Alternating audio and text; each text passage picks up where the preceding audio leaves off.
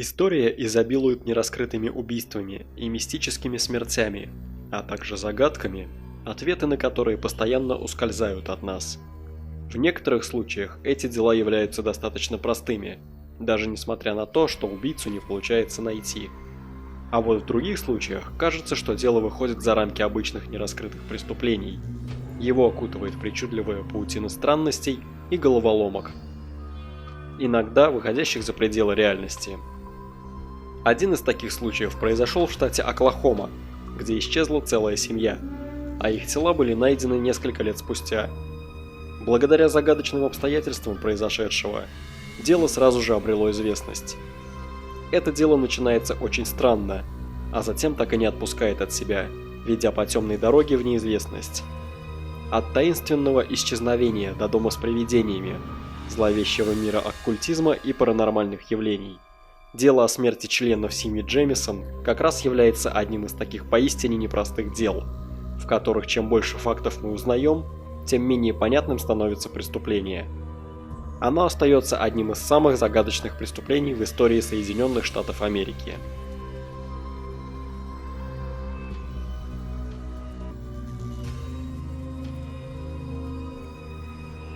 Семья Джемисон из Юфалы, штат Оклахома, состояла из Бобби Дейла Джемисона, 44 лет, 40-летней Шерилин Лиган Джемисон и их 6-летней дочери Мэдисон Сторми Стар Джемисон. Семья планировала купить уединенный участок земли площадью 40 акров, это около 16 гектар, недалеко от городка Ред Оук, штат Оклахома, в горах Сенс-Бойс, всего в 50 километрах от их дома в Юфале, расположенном на берегу озера. У семьи были мечты перебраться в более дикую местность и зажить более умиротворенно, вдали от цивилизации. А учитывая то, что они готовились купить участок, похоже, что их мечты начинали сбываться. Однако в дальнейшем им помешает трагедия, и начнут твориться первые не поддающиеся объяснению вещи. Дело начинается довольно странно. 8 октября 2009 года семья Джемисон загрузила свой автомобиль и отправилась в горы, чтобы завершить сделку о покупке недвижимости. После их отъезда никто в живых их больше не увидит. В течение последующих 8 дней о семье не упоминается ни слова, а друзья и их родственники начинают переживать.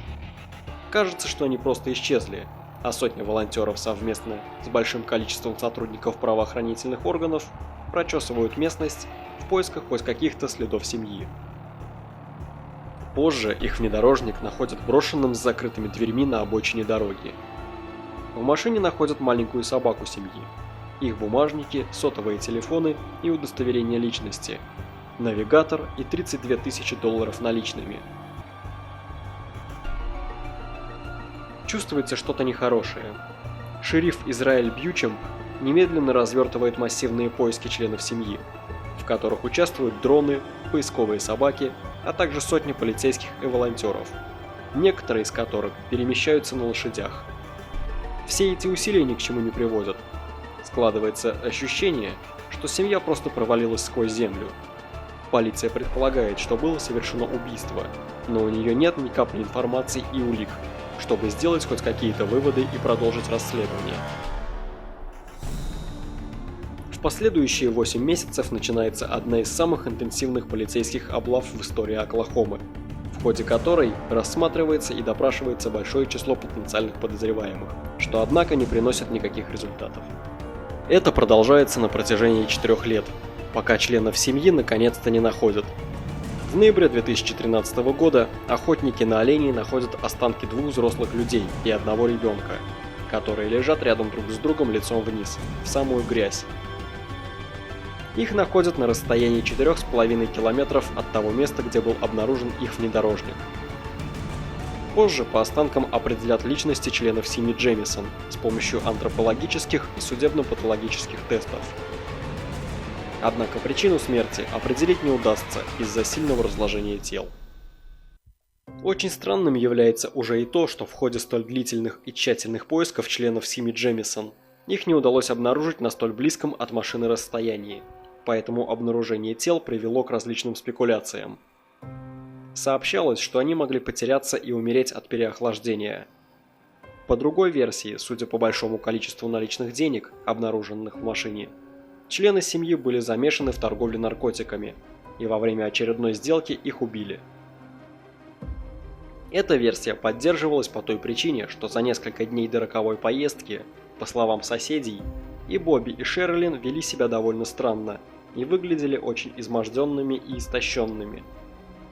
Это привело к слухам, что они принимали тяжелые наркотики, в частности, метамфетамин, наркотик, широко распространенный в горной местности, где как раз и исчезла семья. Кроме того, на видеозаписях с камер видеонаблюдения, которые были сделаны перед отъездом семьи, камеры были расположены на территории их дома, видно, что они находятся в состоянии какого-то транса или оцепенения и не разговаривают друг с другом, а также то отъезжают от дома, то подъезжают вновь, чтобы уложить в машину вещи. Все это свидетельствует о том, что они находятся под влиянием какого-то вещества.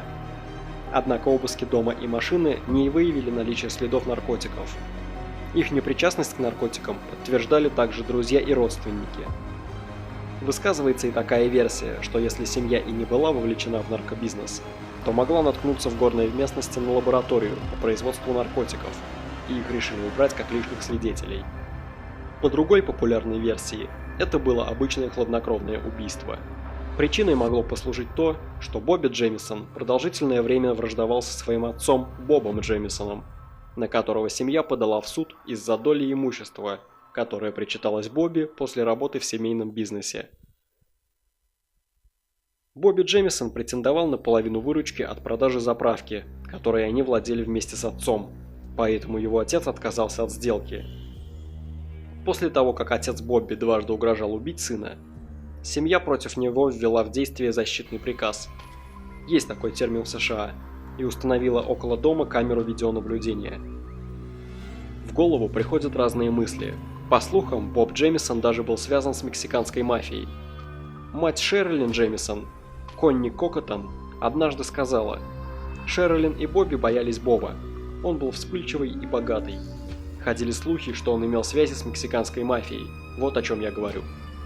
Хотя у Боба, отца Бобби Джемисона, было алиби, в момент исчезновения он болел и лежал в больнице, могла ли эта вражда быть как-то связана с убийствами? Причастен ли Боб Джемисон к убийству собственного сына и его семьи? Боб Джемисон никогда всерьез не рассматривался как подозреваемый и не подвергался тщательному допросу, поэтому сложно что-либо сказать. По другим версиям, члены семьи были убиты белыми расистами, связанными с другим человеком, который враждовал с Шерлин, и которому она однажды угрожала оружием. Суть инцидента в том, что человек, который снимал комнату у семьи, начал выкрикивать оскорбления в адрес Шерлин, которая принадлежала к роду индейцев. Шерлин взяла пистолет и приказала ему покинуть их дом. Для полиции это стало серьезным мотивом, из-за которого этого мужчину вызывали на допрос. Таким образом, в деле произошли сдвиги, и у полиции появился первый серьезный подозреваемый. Однако у мужчины было алиби, и он был отпущен. Мать Шерлин настаивала, что то, что произошло с семьей, было убийством, сказав следующее: «Они ни за что не смогли бы просто заблудиться. Во что я действительно верю, так это в то, что они отправились туда и увидели то, чего не должны были увидеть. Поэтому их и убили. Не знаю, то, как был оставлен их грузовик, наталкивает на мысль, что они были умышленно кем-то остановлены. Каждый здесь знает, что в этих горах бродят злые люди. Это место использовали для укрытия преступники вроде Джесси Джеймса. Оно очень уединенное, я боюсь бывать там». Также было предположено, что убийство совершили не посторонние люди, а они стали результатом действий одного из членов семьи. На это указывали некоторые улики. Например, оба старших Джемисона в разное время страдали от тяжелой формы депрессии. У Шерлин это произошло из-за известий о трагической гибели ее сестры Марты от укуса пчелы в язык. У Боба из-за того, что он чувствовал постоянные боли после автомобильной аварии, в которую он попадал ранее.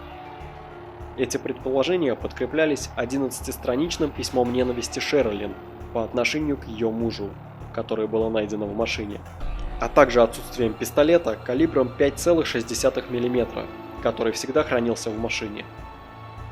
Кроме того, коронер утверждал, что нашел в затылке Бобби Джемисона небольшое отверстие, и предположил, что Бобби был застрелен. Но было ли это отверстие от пули или от чего-то еще, так и осталось тайной. Могла ли Шерлин убить своих мужа и дочь, а затем покончить с собой? Похоже, мы этого никогда не узнаем, учитывая, что на других телах не было таких отверстий, а пистолет так и не был найден. Родственники настаивают, что Джемисоны были любящей семьей, члены которой были преданы друг другу, и никто из них никогда бы не совершил такого зла. Дальнейшая информация о происшествии вообще начала сводиться к более странным обстоятельствам, порой даже к невероятным, из области колдовства, оккультизма и прочих паранормальных явлений. Пастор семьи Джемисон, Гэри Брэндон, выступил со многими странными заявлениями относительно семьи. Он утверждал, что за несколько дней до исчезновения семья рассказала ему о том, что они верят в то, что их дом населен призраками, и что они вовлечены в то, что он называет духовной войной. Члены семьи отчаянно заявляли, что они контактировали с духами другой семьи, которая погибла в этом доме, а их дочь Мэдисон регулярно разговаривала с духом ребенка той семьи. Двоих духов якобы звали Эмили и Майкл, и у одного из них были крылья, как у ангела. Согласно этим заявлениям, Бобби Джемисон из-за присутствия духов становился настолько расстроенным, что просил специальные патроны, чтобы застрелить этих сущностей. А его жена Шерлин начала расследовать, действительно ли их дом был построен на земле старого индейского кладбища. Ходили слухи, что у них была так называемая сатанинская Библия для избавления дома от подобного рода присутствия. Эти слухи подтверждаются тем, что в доме была найдена Библия ведьмы. Зная это, можно уже под другим углом рассматривать странные сообщения, которые были обнаружены следователями во время обыска дома Джемисонов. На одной из сторон контейнера для хранения были зачеркнуты следующие мистические слова.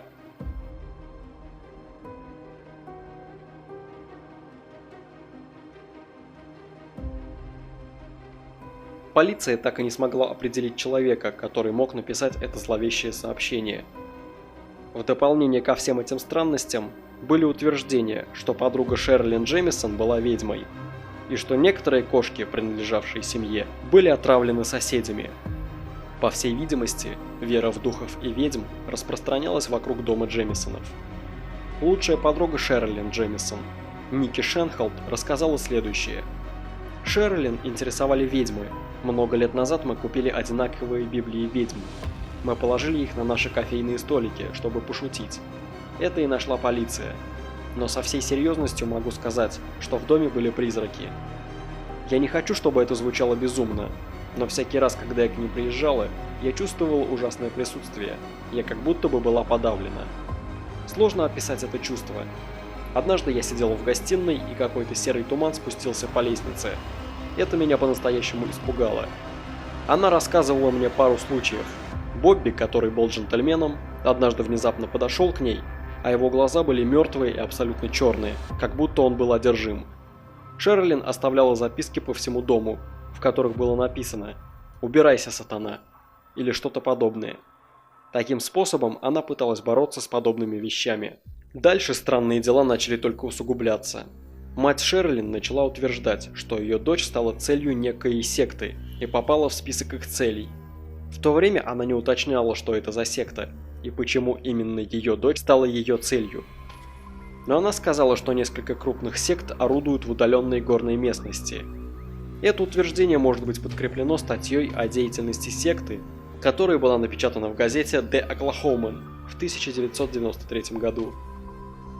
Примерно в это же время, рядом с Уэйко, штат Техас, действовала секта Дэвида Кореша под названием «Ветвь Давидова». В этой статье маршал США утверждал, что некоторые секты нашли пристанище в восточной части Оклахомы, а также что некоторые из них довольно опасные. Все это приводит нас к тем записям с камер видеонаблюдения, где они запечатлены в странном состоянии перед своим исчезновением. Причем некоторые утверждают, что странное поведение могло быть вызвано тем, что они попали под влияние сущностей, или же оккультного заклинания. Так под каким же влиянием они находились на этих кадрах? Были это наркотики или нечто большее? Никто не смог дать конкретный ответ, и это остается одной из самых необъяснимых частей в этой загадке. Однако на этом странности не заканчиваются. Лучшая подруга Шерлин Ники утверждала, что с ней анонимно связывалась женщина, которая заявляла, что Шерлин была связана с сектой под названием «Объединенные Белые Рыцари», которая поклялась убить ее. Это утверждение становится более жутким из-за информации о том, что недалеко от машины Джемисонов нашли другую разбитую заброшенную машину, которая долгое время использовалась для отработки стрельбы и для написания различных злобных сатанинских сообщений, поверх которых Шерлин якобы писала свои сообщения, такие как «Бог любит тебя» и «Мир». Хотя и казалось, что в то время аноним говорил пустые угрозы, Никки рассказала о странных событиях, которые произошли после появления этих сообщений. Она сказала следующее. «Я поднималась в те горы примерно спустя год, и рядом с местом, где были обнаружены тела, стояли машины с техасскими номерами. Когда мы приблизились к месту, то услышали пару выстрелов. Для меня они прозвучали как сигналы предупреждения. Меня не просто напугать, но от того места мне стало не по себе. Там явно что-то не так».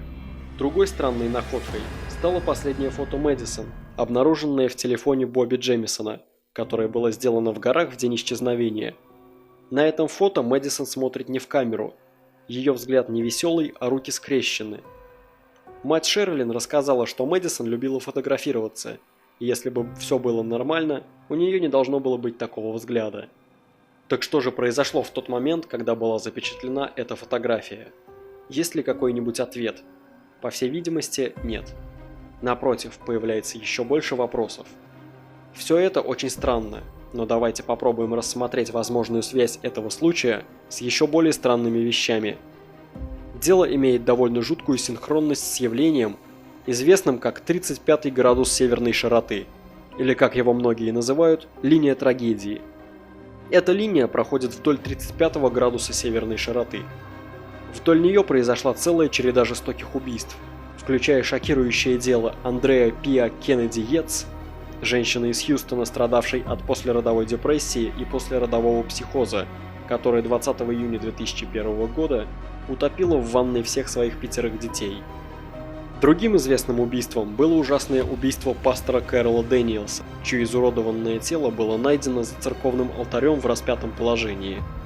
Это убийство связали с деятельностью сатанистов. На тот момент это было настолько садистское и жестокое преступление, что окружной прокурор Брэд Бёрнс и несколько офицеров сказали, что это было самое ужасающее убийство, которое они когда-либо видели. На 35 градусе произошел также взрыв федерального здания имени Альфреда Марра в Оклахома-Сити, который устроил Тимоти Маквей. В результате взрыва погибло 168 человек, и около 700 получили ранения. И как раз на этой широте и исчезла семья Джемисонов. Плюс ко всему, вдоль этой линии произошло похожее ужасающее событие. Это было таинственное исчезновение Томми Реймонда Истопа. После посещения города Юффало, где жила семья Джемисон, его больше никто не видел. Позже полиция нашла его автомобиль на перекрестке шоссе, рядом с городком Ветомпка, штат Оклахома. Этот перекресток находится как раз на 35 градусе. Дело, безусловно, перекликается с делом об убийстве семьи Джемисонов. Его делают странным и другие обстоятельства. Как думаете, это простое совпадение или нет? Дело об убийстве семьи Джемисонов остается нераскрытым. Больше в нем нет новых улик, следов или подозреваемых. Это неразгаданная тайна, вместе со всеми странными обстоятельствами, которые ее окружают, стала одним из самых загадочных дел в истории Соединенных Штатов. До сих пор неизвестно, почему они исчезли, во что были вовлечены и даже как погибли. Все это одна сплошная загадка. Что же с ними случилось? Неужели они просто заблудились и погибли на расстоянии всего 4,5 километров от своего автомобиля? Или же убийство стало результатом кровавой мести? А может, они были убиты представителями какого-то религиозного культа или наркодиллерами? Или же вообще в деле замешаны потусторонние силы? Ответы на эти вопросы до сих пор не получены. А как думаете вы? Пишите свои догадки в комментариях. Нам остается только предполагать и надеяться, что однажды у нас появятся какие-то новые улики, которые помогут пролить свет на это дело. А на этом пока все. Спасибо за внимание, ставьте лайки, подписывайтесь на канал и страничку в Инстаграме и вступайте в группу ВКонтакте. Все ссылки будут в описании.